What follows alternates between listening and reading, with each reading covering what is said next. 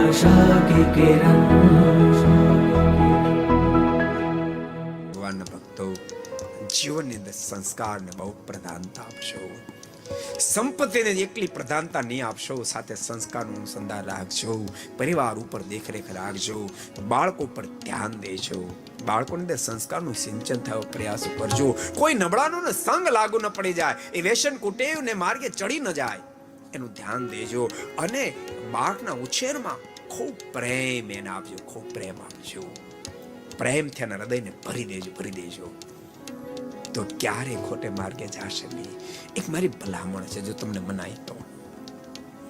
આજકાલ આપણને છે ને એજ્યુકેશન એટલું બધું પ્રધાન થઈ ગયું છે. એજ્યુકેશન પ્રધાન જ હોવું જોઈએ, પણ એટલું બધું પ્રધાન થઈ ગયું છે, આપણે આગળ પાછળ કઈ વિચારતા નથી. 3 વર્ષના નાના બાળકોને 500 કિલોમીટર દૂર ભણવા મોકલી દે. કેટલા કિલોમીટર? 500 કિલોમીટર દૂર મોકલે.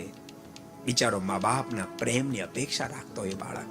500 કિલો. કોઈ એને કહે ભલામણ આટલા નાના છોકરા એટલું બધું દૂર ભણવા મોકલી દીધો, તો ત્યાં ફર્સ્ટ ક્લાસ હોસ્ટેલ છે, વર્ષે 5 લાખ તો ફી ભરીએ છીએ. આ જમવા આપે, આ જમવા આપે, આ જમવા આપે, આ જમવા આપે, હજારો પ્રકારની ચીજો જમવા આપશે, પણ બાપ એ માનો પ્રેમ નહીં આપી શકે. એ માનો પ્રેમ નહીં આપી શકે.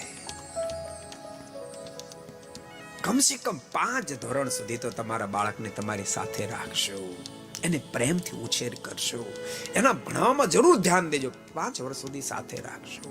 અને મારી વાત મનાય તો માનજો, અને યાદ રાખજો, જો નહીં મનાય ને તો પરિણામ ભોગવવા પડશે.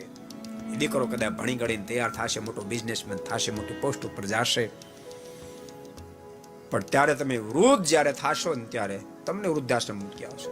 અને કોઈ એમ કહે છે ભલામણ તારા બાપાને વૃદ્ધાશ્રમમાં મૂકી આવ્યો, તો એમ કહે છે પણ તમે એક ફેર જોવા તો જાઓ, 5 સ્ટાર હોટેલ જેવો વૃદ્ધાશ્રમ છે, દર મહિને અહીંથી ચેક 20,000 નું મોકલું છું, મોજ કરજો વૃદ્ધાશ્રમ.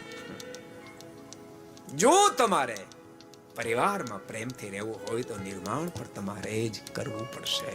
वीडियो आपको पसंद आया हो तो लाइक करें और शेयर करना मत भूलिए. सब्सक्राइब करें सरदार कथा चैनल को और बेल आइकॉन पर क्लिक करना मत भूलिए लेटेस्ट वीडियो सबसे पहले पाने के लिए.